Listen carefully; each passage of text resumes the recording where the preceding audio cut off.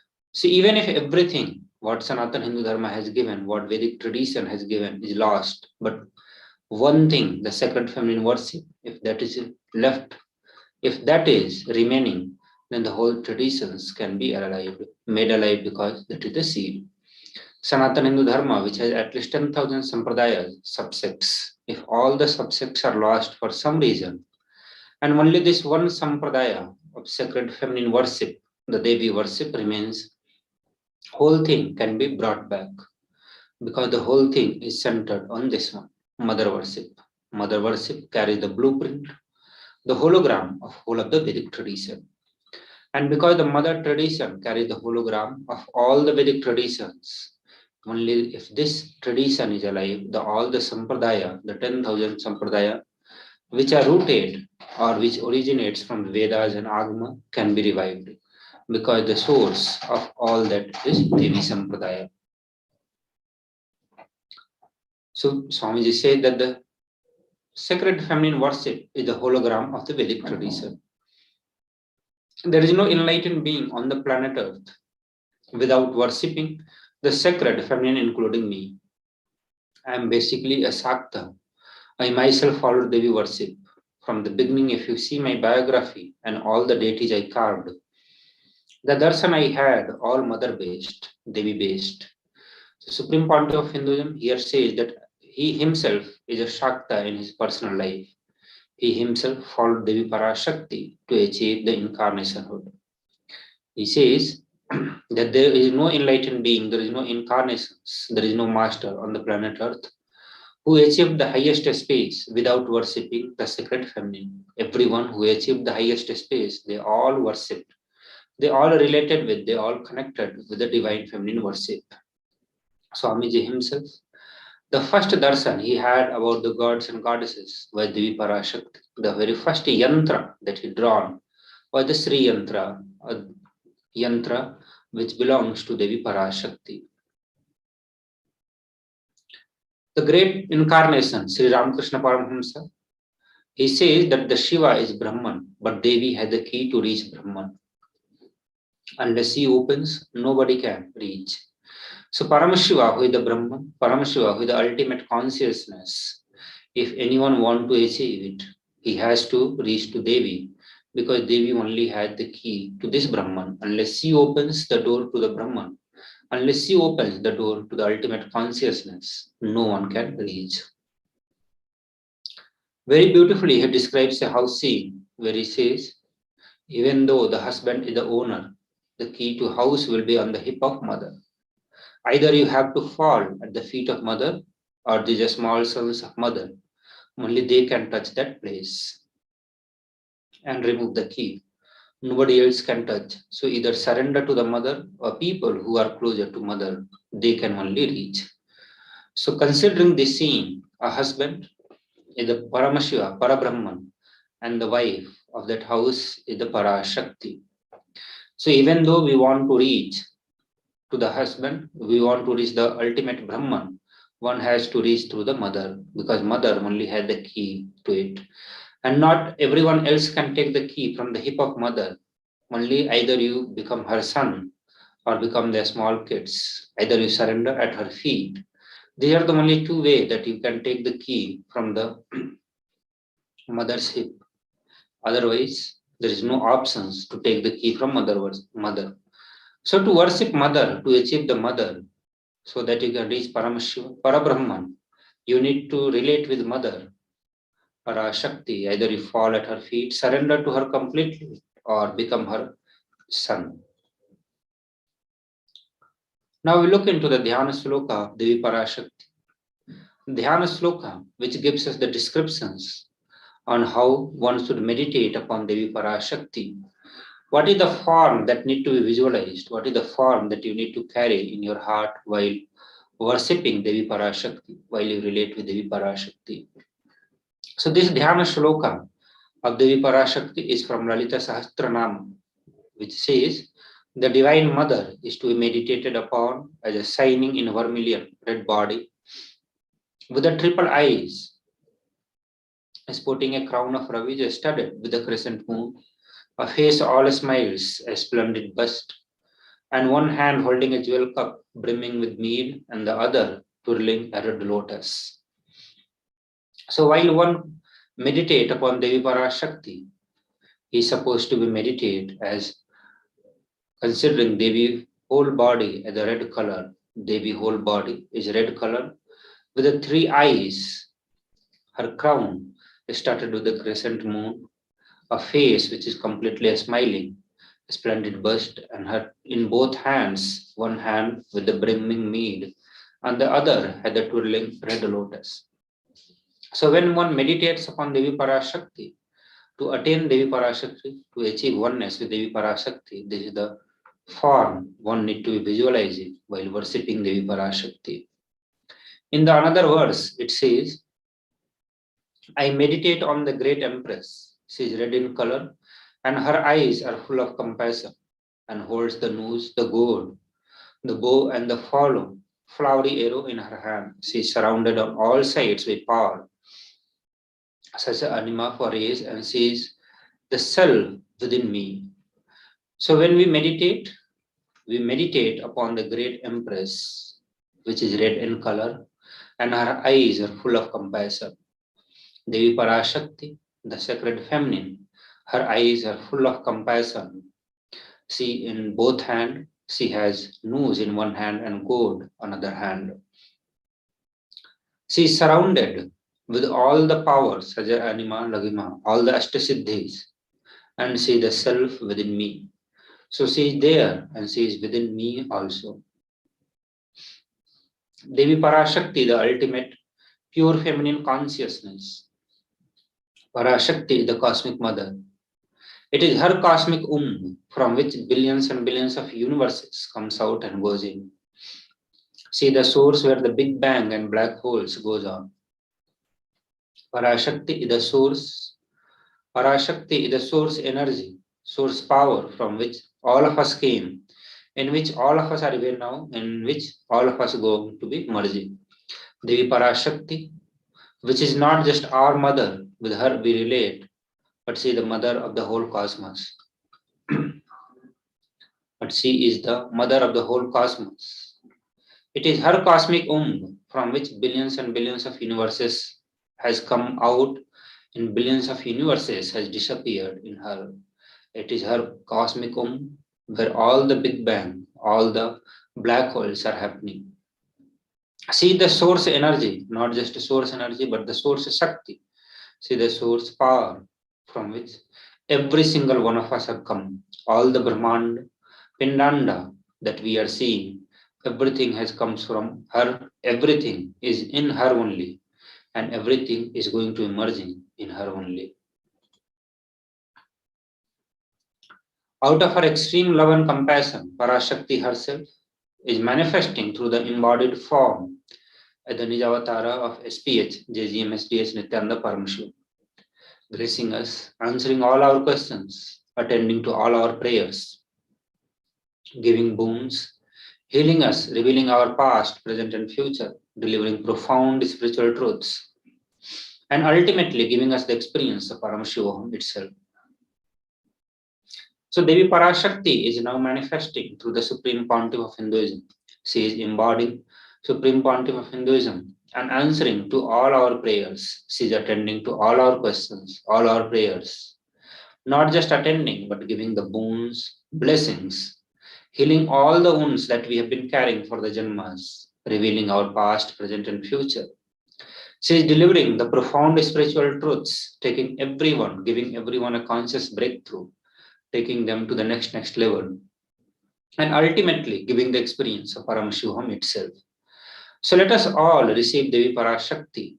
Let us all learn how to receive Devi Parashakti while she is manifesting as the embodied form of the Supreme Pontiff of Hinduism.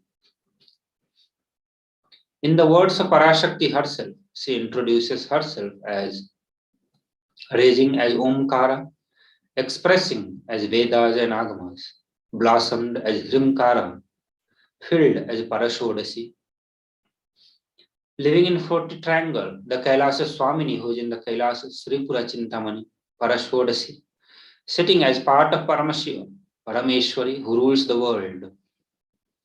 Paramasakti Manonmani, Meenakshi. As Nithyananda, I took Nijavatara here to give boon to everyone to bestow all the goodness. Hiranya Garbha Swarupini, Brahmanda Yoni, Shami, Chandramauli, Rapala, Aparna, Uma Parvati, Savitri, Nava Yavana, Samrajya Lakshmi, Parameshwari, Parashodasi, Meenakshi taking the form of Nithyananda. I came here as Nijavatara with a great compassion and blessing. Listen, people, to good to all of you, I took the form of Nithyananda and came down as the Nijavatara. Raising in Omkara, blossoming as the Shiva, manifesting as the source of existence, powers of existence, expression of existence. From the oneness of Om, blossoming into two as Prakriti and Purusha, blossoming as three Shaktis, Iksha, Kriya, Jnana, growing as four Vedas, expanding as five Panchabhutas, beyond six chakras, filled as Gotras of seven rishis, expanding as eight directions, existing as nine Graha, blossoming as 10 Indriyas, being as 11 Rudras, creating all the worlds, bringing life to tell and make truth blossom and to do good, Parashodasi Meenakshi, in the form of Nithyananda. I came to bless every one of you. Now we'll understand how to receive Devi Parashakti. Swamiji says that literally you are seeing Paramashiva and Parashakti at that moment. See there in your screen. So always receive her very traditionally. And how to receive her traditionally? Further, Swamiji describes, he says, keep two bitter leaf, one banana and one bitter nut, and one coin in front of the screen. Watch Devi while you are doing. While you are watching, please keep all these things. Coin is considered as the traditional dakshina in Hindu tradition. You can keep this at the lowest value in your currency, in your country currency. Like in India, you can keep it even 1 paisa. In USA, you can keep it as 1 cent also. If you keep it for 100 days, you'll have the darshan. It will add up to $1. In India, even 1 paisa is okay. While you are watching the Bhava Samadhi Darshan, the live Akashic reading from Devi Parashakti, be ready with all this traditional offering and offer this in front of your computer screen. Understand? She herself is appearing on your computer screen, giving you boons and blessings. So while you offer to Devi Parashakti, after the darshan is over, do the namaskaram and take the prasadam. Eat the banana, bitter leaf and bitter nut. Take it as a prasadam immediately.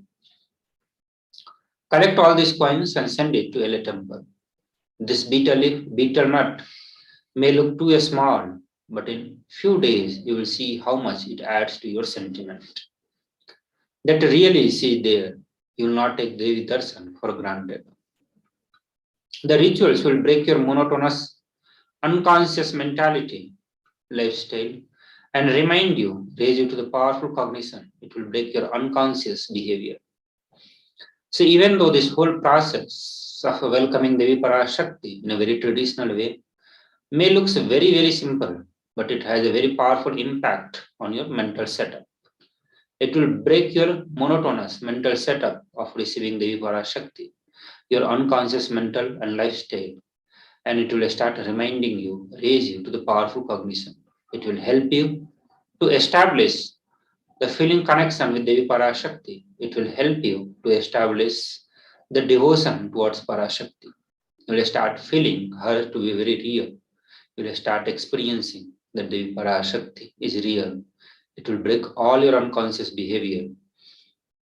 You will start raising yourself into the powerful cognitions and start manifesting the powers. So these are the pictorial representations of the traditionally of the items that you need to procure to receive Devi Parashakti. So while you prepare yours, keep the banana, bitter nut, bitter leaf, and coin in the traditional way or in our Naivedyam vessels. receive Devi Parashakti in this very traditional way.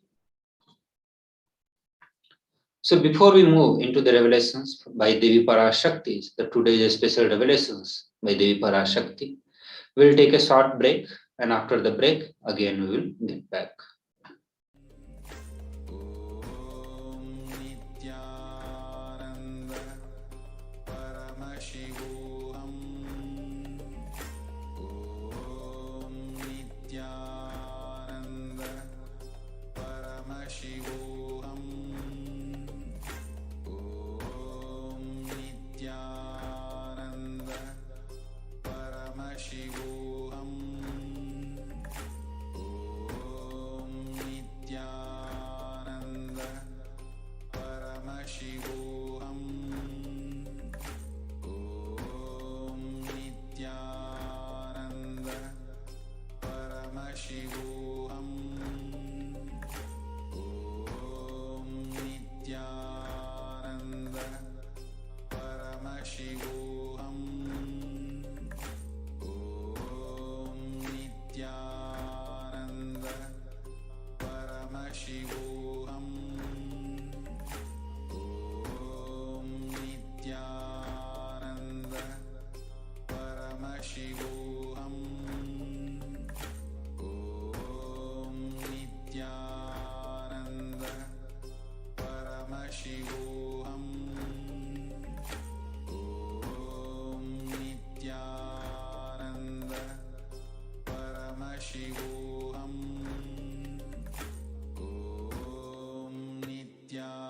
Nithyananda Paramashivoham. Nithyananda Paramashivoham. Nithyananda Paramashivoham. Nithyananda Paramashivoham. Nithyananda Paramashivoham. Nithyananda Paramashivoham. Nithyananda Paramashivoham. Nithyananda Paramashivoham.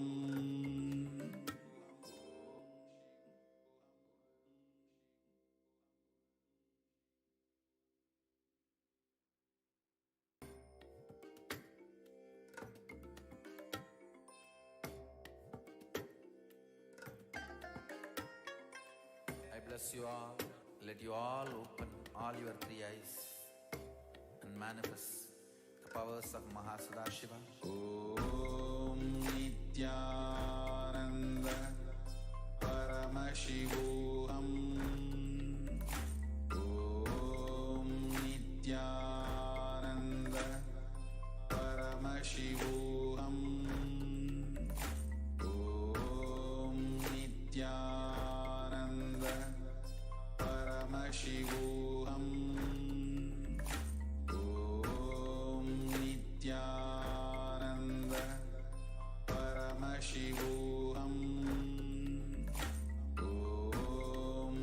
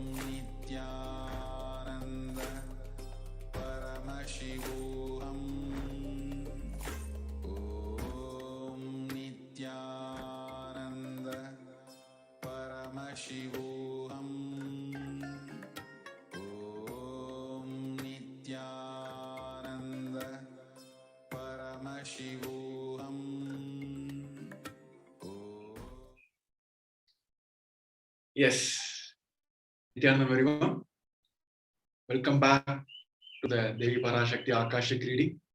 We welcome all of you, those who tuned into the multiple social platforms of Sri Kailasa.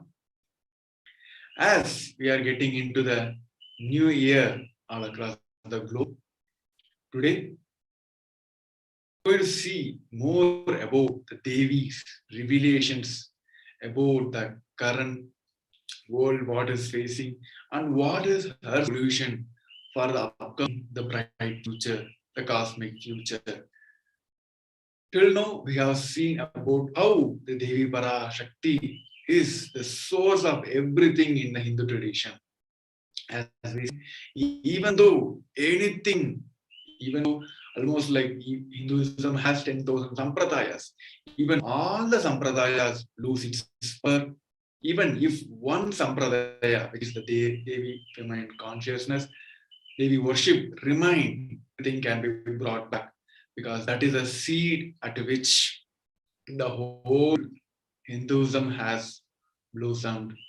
And we have seen with her love, she came as the Nija Avatara, the Supreme Pontiff of Hinduism, Jagat Guru Mahasanidhanam, Bhagavan Sri Nithyananda Paramashivam, and is going on revealing about the current world, what is facing, and what will be the right solution for this, the pandemic. As we see, almost it's 2 years now and continuing. The whole world is facing the pralaya in multiple stages and multiple levels and multiple ways of pralaya. Right? One side is pandemic, one side is wars among the countries, one side is natural calamities, one side is global warming, and one of COVID-19 is spreading across the globe. And by default, as the dates, it is this pollution level, either it may be a water, air, everything is getting polluted in a multiple ways. And this pandemic, either it may be a pandemic or a global warming, whatever it is, and it is expanding in a much faster rate. So the whole world is afraid, and whatever the steps are taken by the government, it's not able to control masses now. As Devi herself revealed with her love and compassion, even though so much of destruction, so much of human violence against the ultimate divine consciousness itself, with her love and compassion, she going on revealing the good to the world.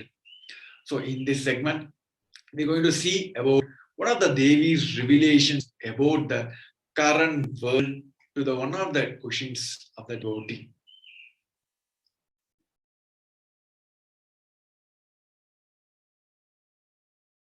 Yes, let's see the Devi's revelation.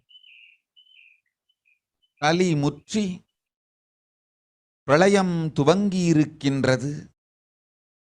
இந்த பிரளயத்தில் அழியாமல் உங்களை காத்துக்கொள்ள நினைக்கின்றோர் எல்லோரும் கேட்டுக்கொள்ளுங்கள்.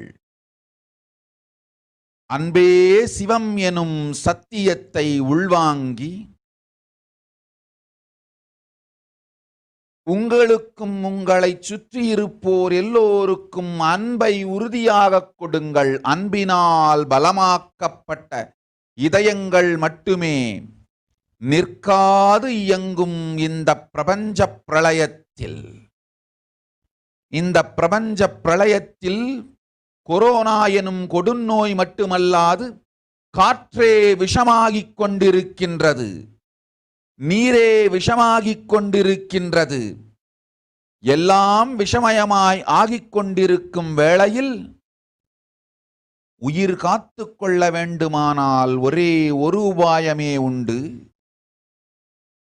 உங்கள் மீதும் உங்களை சுற்றியிருப்போர் மீதும் பேரன்பை பொழியுங்கள். அன்பினால் பலமாக்கப்பட்ட இதயங்கள் மட்டுமே இந்த ஆழி பிரபஞ்சத்து பெரும் ஊழியிலிருந்து விடுபட்டு பிரளயத்திலிருந்து தங்களை காத்துக்கொள்ளும் சக்தி உடையது.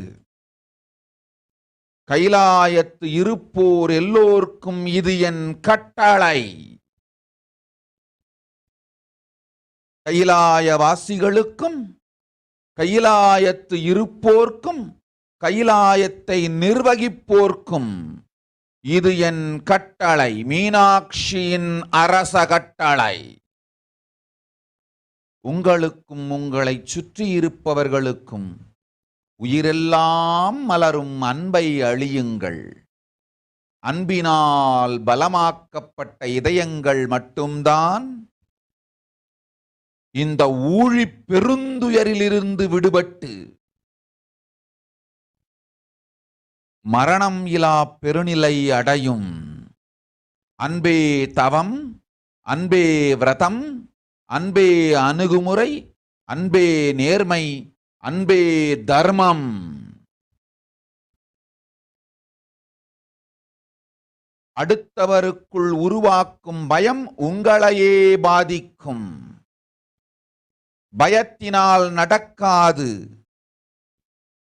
கைலாய நிர்வாகம் பயத்தினால் வளராது.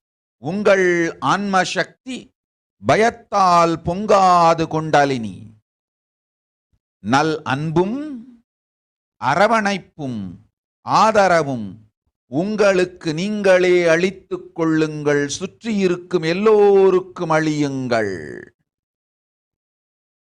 நடக்கின்ற பெரும் பிரளயத்தில் அன்பினால் மட்டுமே நன்மை உண்டாகும். அன்பை பிடித்தோர் என்னை அடைவார். மற்றெல்லோரும் தன்னை அழித்துக் கொண்டு தானாய் மாய்வார். அன்பை பிடித்தோர் ஆராயினும் என் அடியில் வாழ்க்கை அமைந்திடும். அன்பே தர்மம், அன்பே அர்த்தம், அன்பே காமம், அன்பே மோக்ஷம்.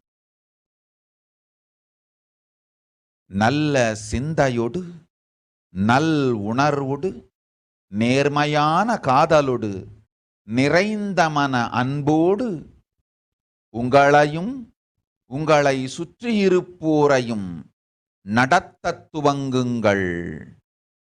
சுற்றியிருப்போர் மீது பொழியும் அன்பு உங்கள் மீதே சுகமாய்ப் பொழியும். சுற்றியிருப்போர் மீது ஆக்கும் பயம் உங்களுக்கு நீங்கள் வைத்துக் கொள்ளும் ஏவல் பில்லி சூனியம். உங்களை நீங்களே அழித்துக் கொள்ளாதீர்கள். கைலாய வாசிகளுக்கும் கைலாய விசுவாசிகளுக்கும் கைலாய நிர்வாகிகளுக்கும் மீனாட்சியின் கட்டளை இது. பரமேஸ்வரியின் தீர்ப்பு இது.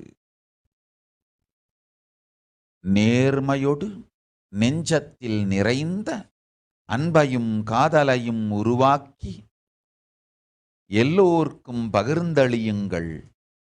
இனிமையான வாழ்வு செய்யுங்கள். இந்த கொடும் பிரபஞ்சத்து பிரளயத்திலிருந்து தப்பித்து நல்வாழ்வு செய்து கொள்ள ஒரே வழி அன்பினால் பலமாக்கப்பட்ட இதயங்கள் மட்டுமே இந்த பிரளயத்திலிருந்து மீண்டு எழும். அன்பு இல்லாது பயத்தால் உங்களை அழித்துக் கொண்டாலும் மற்றவர்கள் மீது பயத்தை கொட்டினாலும் உங்கள் வாழ்வு அழியும். உங்களை நீங்களே அழித்துக் கொள்ளாதீர். உங்களை சுற்றியிருப்போரையும் அழிக்காதீர். அன்பே தவம், அன்பே சிவம், அன்பே ஞானம், அன்பே சக்தி, அன்பே அருள், அன்பே ஆனந்தம், அன்பே சுகம், அன்பே அறம், அன்பே பயன், அன்பே பண்பும்.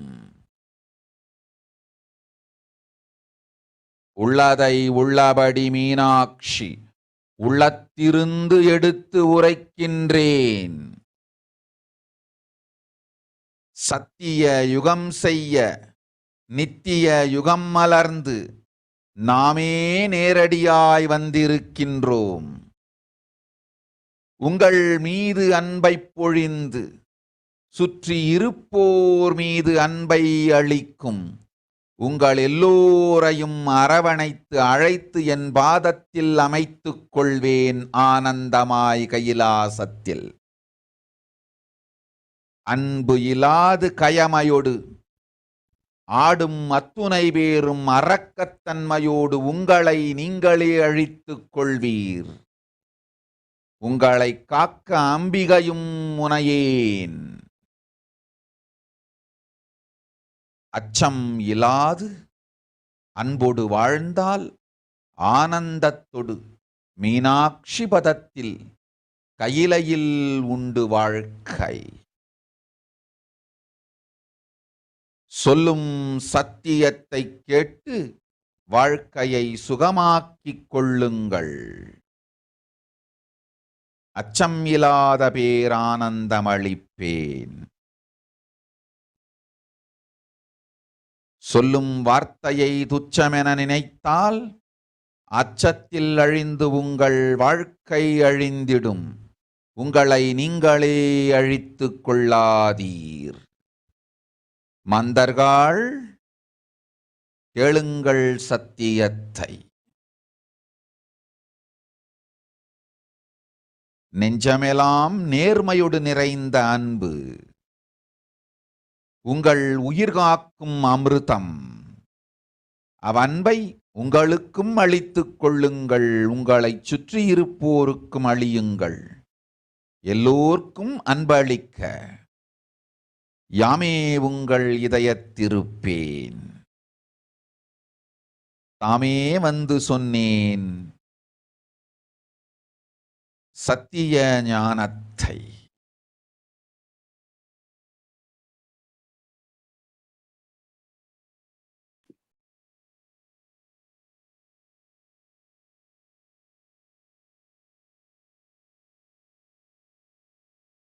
Yes, it was a wonderful revelation from the Devi herself. She revealed that Kali Yuga has matured and Pralaya has started. For those of you who want to save yourself from this Pralaya, all of you listen, internalize the truth. Love is Shiva. Give love to you and everyone around you. Only the hearts that is strengthened with the love will function without stopping in this cosmic pralaya. In this cosmic pralaya, not only the deadly disease corona, even the air is getting poisoned. Water is getting poisoned. During that time where everything is getting poisoned, there is only one way to save your life.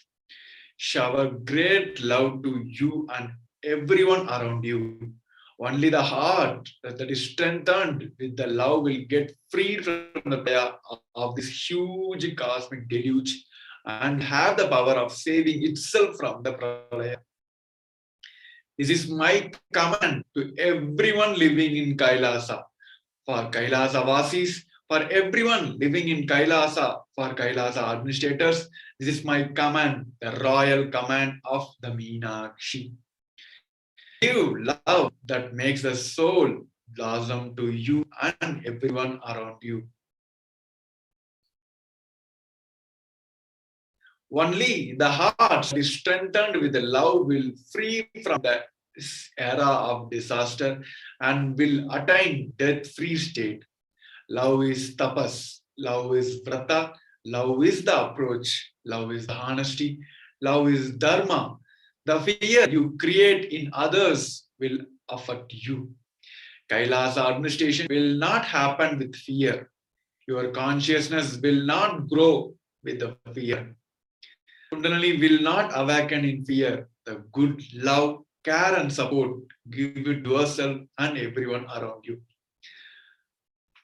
She beautifully explained about how just remembering the one powerful recognition that love is Shiva, either it may be to yourself, to the people around you, just by holding this one consciousness that love is Shiva and keep on spreading this love to everyone and to yours. It is the only way we're going to save ourselves from this pralaya, this great deluge, the cosmic pralaya which is happening all across the globe. Only this will save, and this will be the protection for everyone across the globe.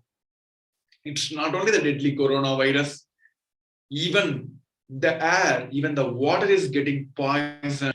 So the way of cosmic living is a solution now.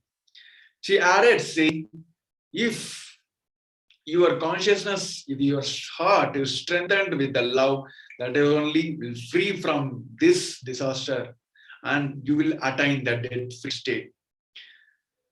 The fear that you create in others will affect you. She said, your consciousness will not grow with the fear, even the kundalini will not awaken in fear.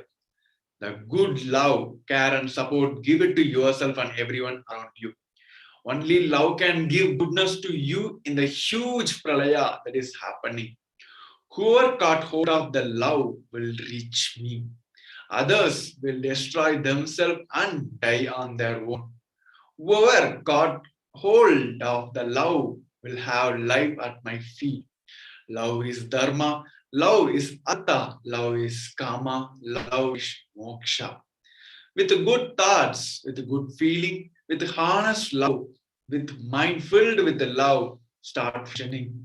The love that is showered on others, start to shower sweetly on yourselves.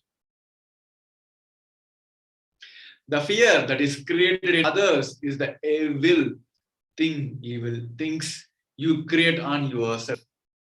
Don't destroy yourself. For Kailasa Kailasa's loyal people, Kailasa's administrators, this is the command of me, the Meenakshi. This is the judgment of me, Parameshwari. Create honest love and share it with everyone.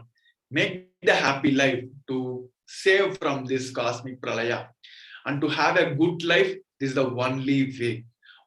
Only hearts that is strengthened with the love will recover from this pralaya.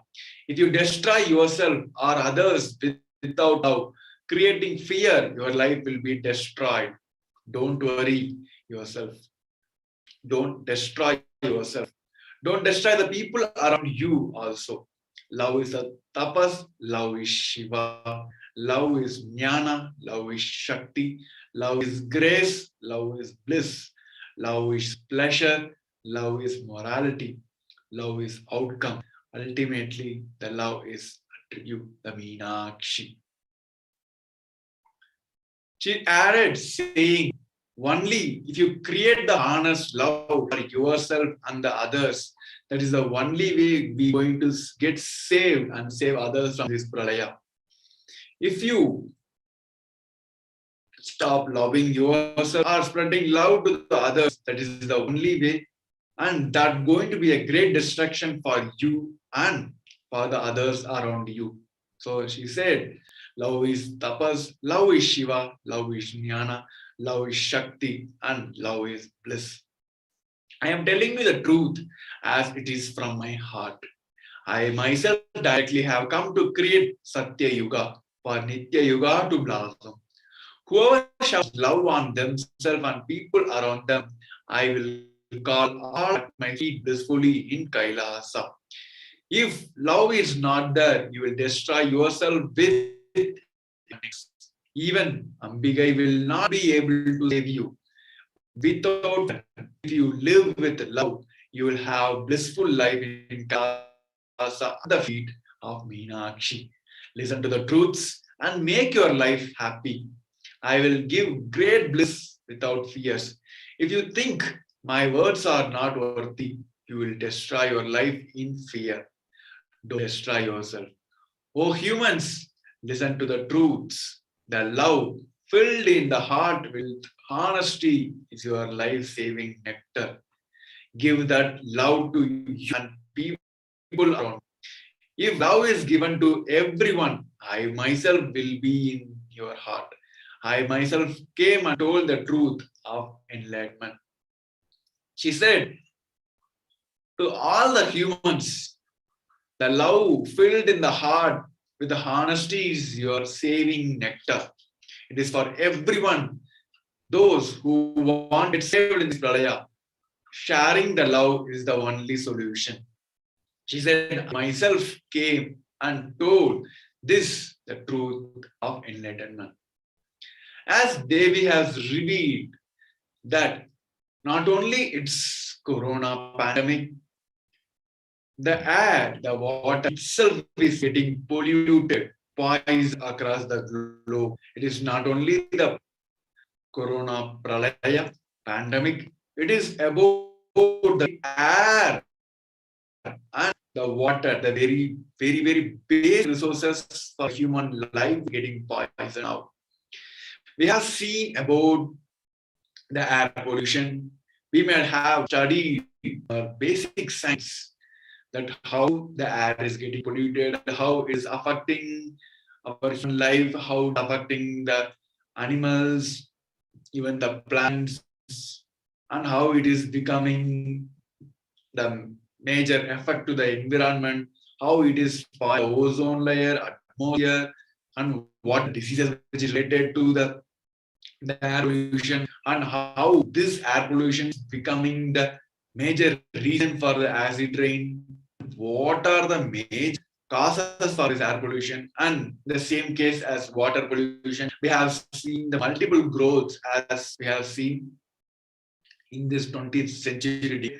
There is so much of pre-industrial development across the globe, and that produces lots and lots of wastage, and those wastage are mingled to the water, main water resources, and people, many parts of the world is running without the good drinking water, and that become a major health issues across the globe. And there are many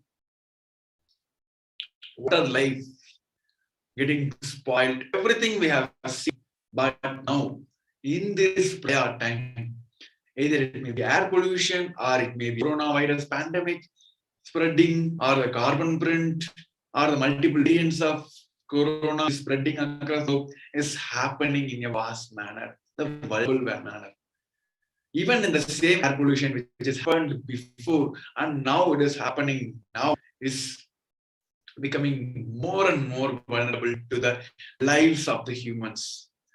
So we have seen the multiple, the recent studies and factors which causing air pollution and how it's actually affecting the people and becoming a one more layer for the human beings. We have this new article links between the long-term exposure to the air pollution and the fatty liver diseases. You can see in the pictorial representation how our healthy liver is and how the fatty liver, which literally causes the people the death.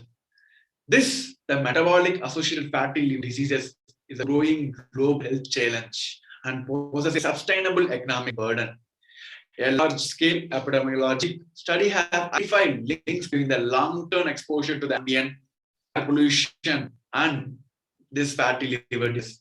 The links are by the unhealthy lifestyle and the presence of central obesity, reports science.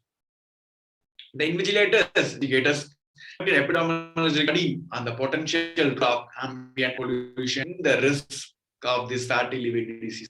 In approximately 90,000 adults in China based on the baseline survey of the China multi-ethnic cohort, CMEC, a prosperity cohort that enrolled nearly 1 lakh participants in the southwest China from 2008 to 2019. So it is not about China now, because everyone across the globe is somehow exposed to the air pollution. Either it may be you sitting in your home, or you driving to some other your office. You have to face the human world. You have to face the world. There, everywhere, the air is polluted now. So this fatty liver disease is becoming the global health change. It's not only in China, across the globe. These deadly diseases will make your liver go vulnerable as big, and it's going to be one more deadly disease across the globe. The study has done on 90,000 adults in China, and almost like 1 lakh people, the participants in southwest of China, has enrolled that they have these deadly diseases in the China. It's becoming one more burden for the humanity. And the special components, which is the ammonia in the air pollution, is identified as more harmful than others. What is basic air pollution? Adding of some components to the, it's not only pollution, it's not air pollution, it may be any pollution, it may be water, air, or sand. Anything, any foreign particles which is added to the source material, and it is causing the natural function of the particle or substance, it is called as pollution. It's not only changing the factors, physical, chemical, and biological nature of the particle, it is becoming harmful to the society. It is called as pollution. Now, a new study has came out with a solution that ammonia is the one of the specific component of fine particle matter, which has a PM of 2.5, that has been linked to the higher risk of death compared to other chemicals found in it. According to the new study, one of the most dangerous component is ammonia, NH4. Fortunately, mostly from the fertilizers used and livestock. The risk of excess mortality from this PM 2.5 roughly increased from 0.6 to 1%, when the proportion of ammonia increased from 1% to 25% in the mix. You can see in the pictorial representation that how this ammonia, if you start consuming, how our healthy liver will become at one point, it will become stop our liver function. Liver is the place where this carbon dioxide and oxygen transmission, the switching is happening in our human body, where the amounts and amounts of carbon dioxide which is released from the each cells of our body is exhaled out, and the oxygen from which the cells are operating is inhaled in, and that is where the blood carries the oxygen. When this liver start failure, start functioning, it's becoming one more diseases. And it's not only stopping the liver, it's start making the brain as a toxic. At the end, it's leading to the coma and death. So where this ammonia is spread, it may be like fertilizers which you use and livestock industries. We have seen multiple growths in this, especially in the non-vegetarian industries, where they feed lots and lots of fertilizers and steroids to inject to the livestock industries to get more production out of them. These becoming one more diseases for the human body. As we are seeing multiple recent facts, studies about the air pollution and how it is causing the deadly diseases to the human beings. We're going to have a short break. We're going to see more and more about the current world facing, especially with this air pollution. Stay tuned. We'll be back with a short break. Thank you.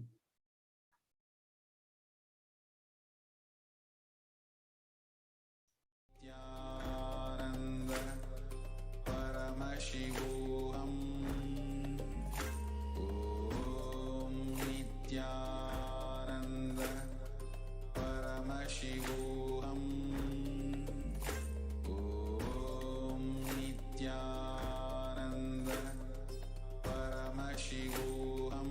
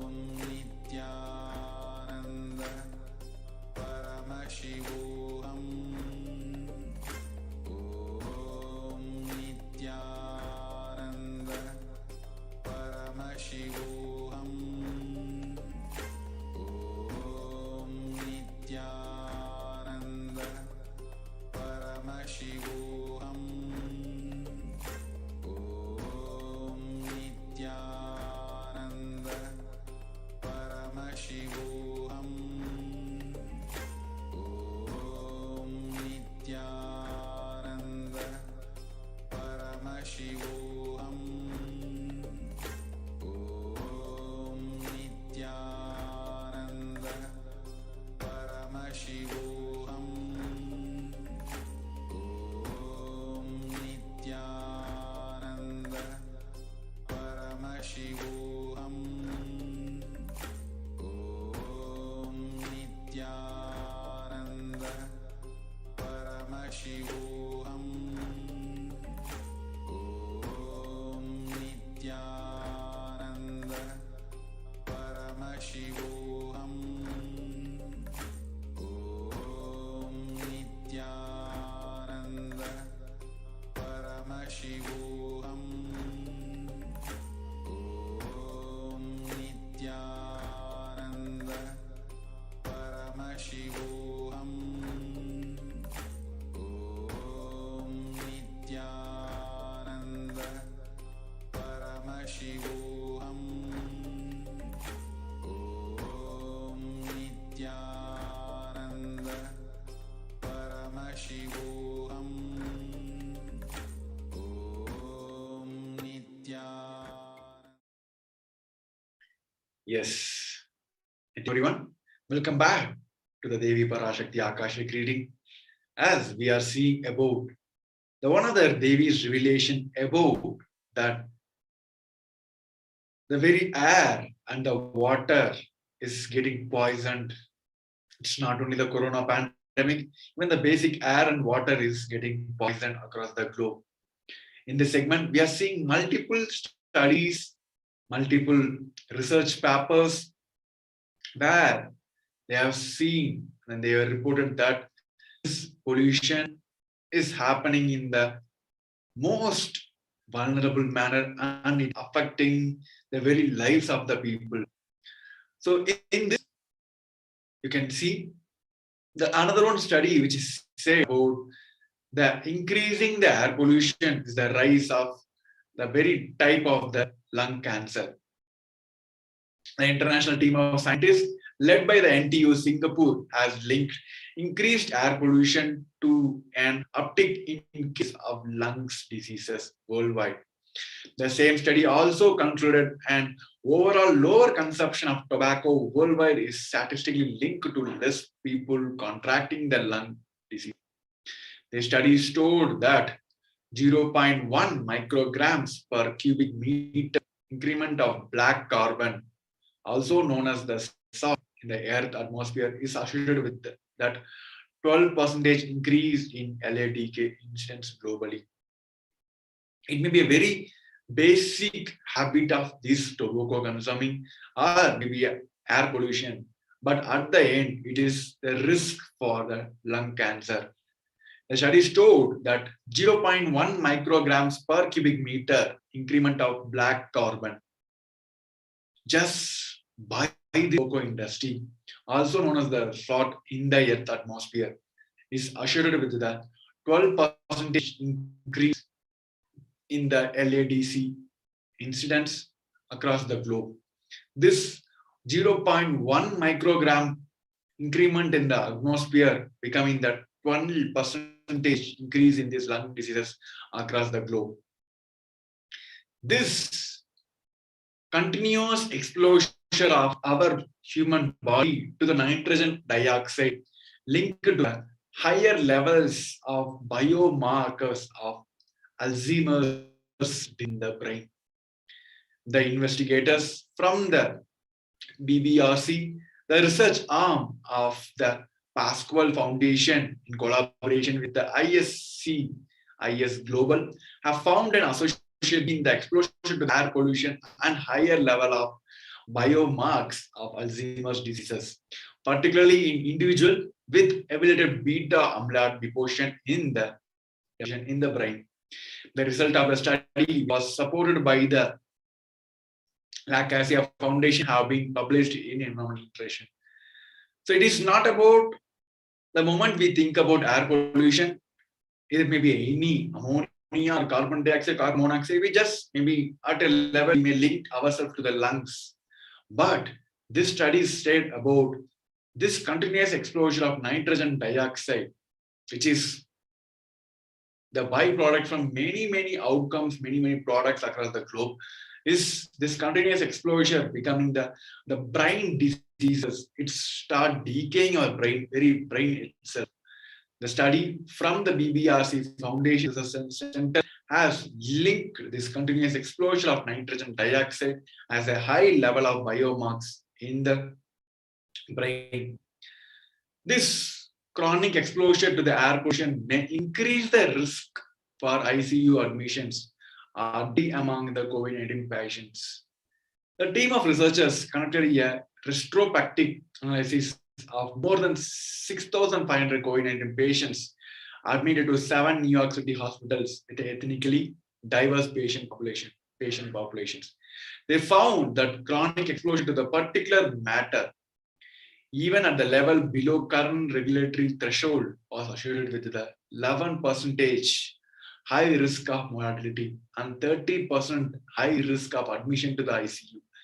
The exploratory analysis suggested that younger people of color may be particularly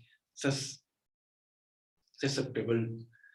So this explosion of air pollution, the studies said it may increase the risk of ICU admissions or even deadly among the COVID-19 patients, because just by this air, there may be a chance for this COVID-19 virus to spread between the people. So this air pollution does not increase the risk of getting infected, but it does increase the risk of getting sick from the COVID-19. The study said the long-term exposure to the air pollution is associated with the higher risk of developing COVID-19 among those people who get infected. The study showed that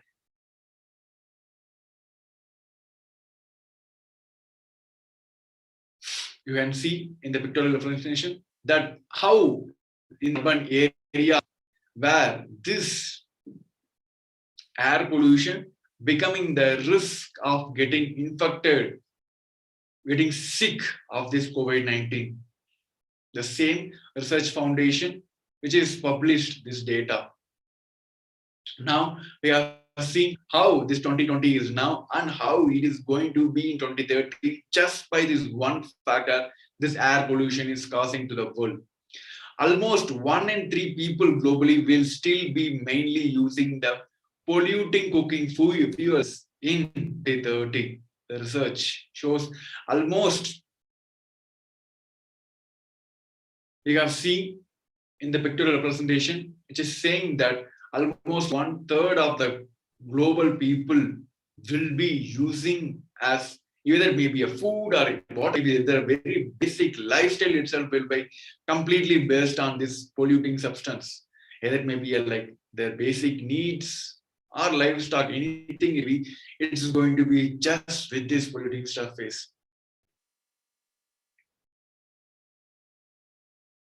And now we have seen just because of this global warming, the rising in the temperature of the global surface causes many places the forest fires. Recently, we have seen a huge destruction, the vast fire in the Amazon, in Australia.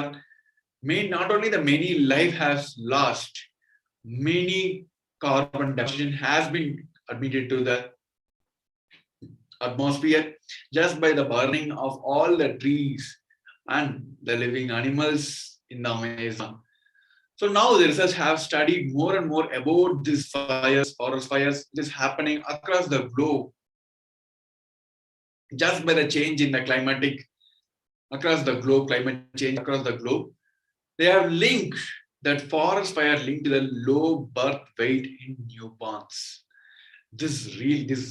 This study really shocked all mothers across the globe, because when a woman exposed to the smoke from a landscape fire during her pregnancy are more likely to give birth to babies with low or very low birth weights, according to the finding published in the eLife. The study is the first to report a link between the low birth weight and exposure to the fire smoke in low and the middle income countries. where 90% of the low birth weight infants are born and landscape fires are prevalent. The woman who is in pregnancy stage, when she exposed to this forest air, where she consumes, inhales the more and more carbon dioxide, and not only this carbon dioxide, many toxic gases which is mingled with the very air. Not only just inhaling at one point, her life maybe a week or a month or maybe like 2 months, 3 months. During her whole pregnancy, when she is continuously exposed to these air pollutions, it causing its very growth the baby in her mother womb, and that causes low and very low weight of the babies who are born at that time. Almost like 90% of the low birth weight infants are mapped to this forest fire. As we are seeing, this carbon footprint, the world in the term of getting modernized, we almost moved many of our systems, many of our lifestyle to plastic world.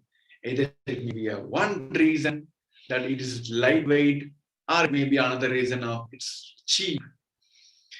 Even the food industry is now becoming more and more plastic. Bhavan has said long ago why the need for organic food lifestyle. Because now the food we are consuming, either it may be a packed food or inorganic food which are consuming the so-called supermarkets, that has more and more plastics. It's not only that play consuming has plastic, so through that way it is entering you. No, the very food itself getting more and more plastics. So not only in the food, or as I said before, our very lifestyle itself becoming more and more plastic based. This, yes, one part of the government, one of the people, research centers, people are really working to make this plastic has less harmful and making it more and more renewable. But it is not the fact for, it is not the actual factor for all across the globe. It is creating more and more carbon footprints on the globe. Not only creating the toxins, it is creating more and more wastage, the dumping. So by that, it's not only polluting the air, it's not only producing the carbon, more and more carbon, it's actually polluting the water bodies, it's affecting the very land, the mother earth itself. So the plastics are useful, cheap, and extremely popular, as we know. But the global demand has increased in last 40 years and is expected to continue to rise with the correspondingly negative consequence for the environment and the human health. Yes, we have used and we have so much lifestyle that this plastic, it is very cheap, but this usage of plastics becoming increased almost in the last 50 years, and this continue to go into rise negative consequence for this environment and the human health. The public is generally aware of environment harm caused by plastic at the end of the cycle in the puddle, such as when they release greenhouse gases and air pollutant when they burn, or pollute water and soil in form of microplastics.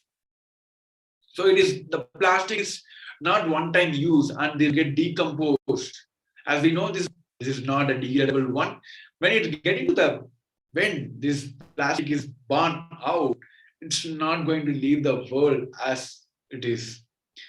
It's going to affect and going to create the negative consequence for the human world. It may be a micro particle which is getting in air, or it may be mingled with the water, or by the burning it creates the toxic gases and mixed with the air.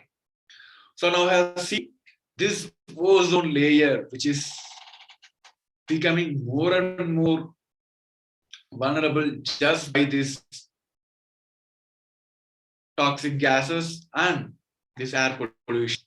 The two factors that play a key role in this climatic change has increased that climatic warming and the elevated ozone levels appears to have determined effect on the soybean plant roots, their relationship with the symbiotic microorganism in the soil, that the way the plant sequester carbon. We have seen, this is a pictorial representation, how this ozone layer is getting affected vulnerably in the decades. We have seen 2014 how it was and how nowadays, now 2021.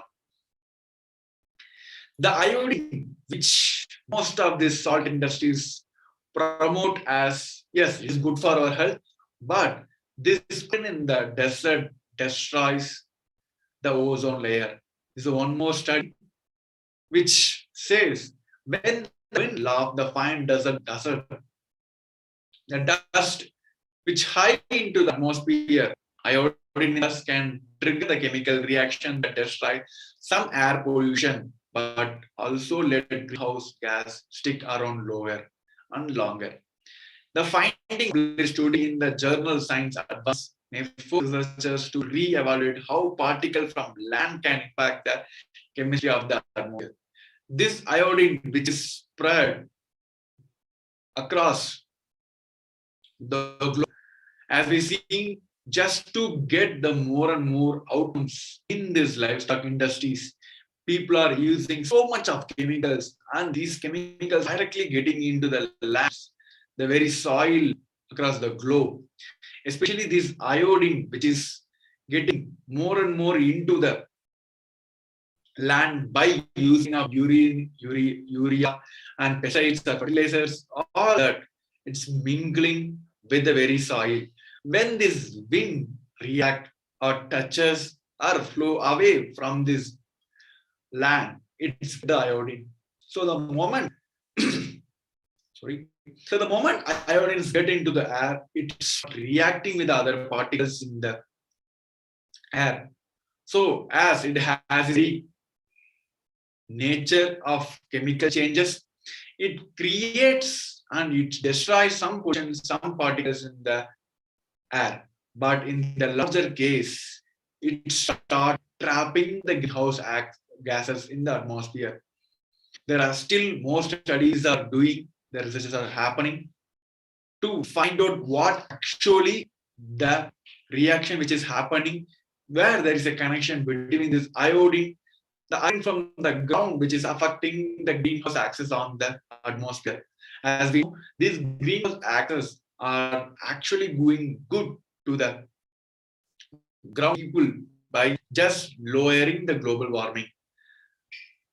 So this iodine, it's linked to the atmosphere by the ozone layer and creating the global warming.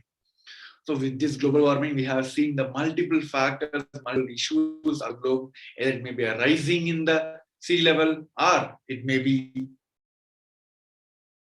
people who getting affected by the vulnerable diseases. So with this, we come to this end of this segment where we have seen the multiple relations of the Devi and how the divine feminine is the one of the source sampradaya in the Hinduism, and with her love and compassion, she came as the Nija avatar of Parashakti Nithyananda Paramashivam. Through the embodied form, she has revealed so good things to the people whom they can save themselves from this, the very pralaya. And we have seen multiple research and studies how this actually it is helping the people now.